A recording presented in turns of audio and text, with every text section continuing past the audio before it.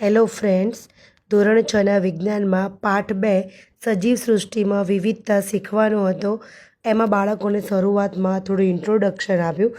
ત્યારબાદ તેમાં એક પ્રવૃત્તિ છે નેચર વોક પર જવાની, જેમાં બાળકોને લઈને શાળાના જ ગાર્ડનમાં ગયા.